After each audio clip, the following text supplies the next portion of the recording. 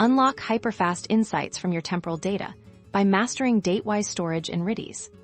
Today, we're diving into efficient strategies for organizing and retrieving time series data within Redis, ensuring your temporal information is always at your fingertips. The core principle is leveraging Redis keys to embed timestamps.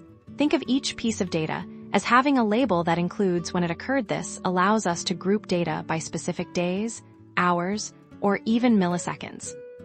For instance, to store data for a particular sensor on a specific date, we construct a key that clearly indicates the sensor identifier and the exact date. Redis handles this key format seamlessly, making it incredibly easy to query. When you need to retrieve all data for a given day, you can use Redis patterns to match all keys associated with that particular date. This is incredibly powerful for daily reports or analyzing trends within a 24-hour period. Redis's in-memory nature means these retrievals are lightning fast, far surpassing traditional disk-based databases when it comes to temporal data analysis.